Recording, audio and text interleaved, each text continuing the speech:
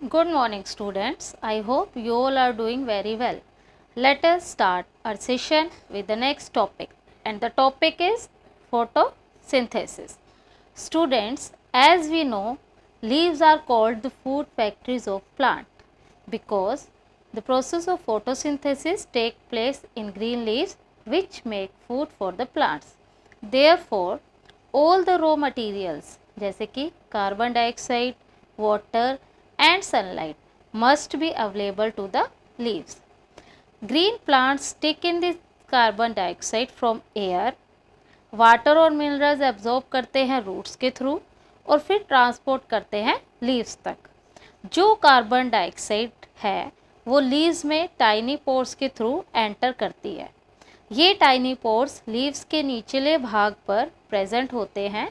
इन्हें हम स्टोमेटा भी कहते हैं. Stomata are surrounded by guard cells जो इन्हें ओपनिंग और क्लोजिंग में हेल्प करते हैं. Leaves have a green pigment which is called chlorophyll. हम ये भी कह सकते हैं कि लीव्स का कलर ग्रीन क्लोरोफिल की प्रेजेंस की वजह से होता है.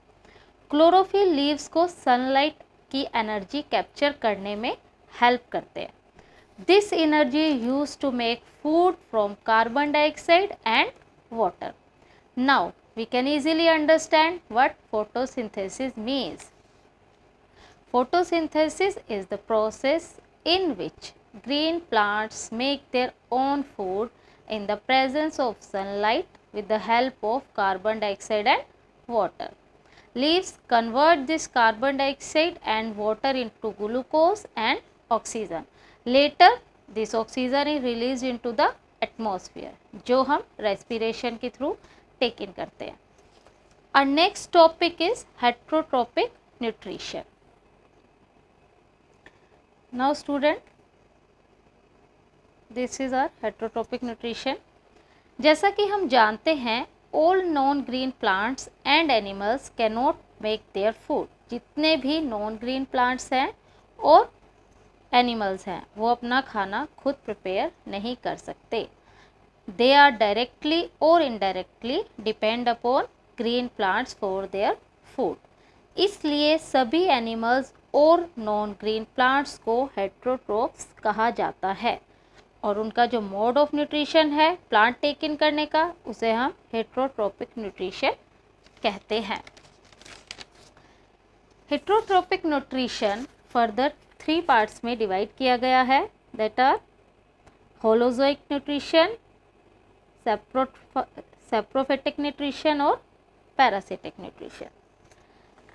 Now we will start with holozoic nutrition. In this nutrition, one organism feeds upon another organism means एक ऑर्गेनिज्म अपने फूड की रिक्वायरमेंट के लिए दूसरे पर डिपेंड होता है. And these type of animals are called holozoic animals. क्या कहा जाता है इनको? Holozoic animals.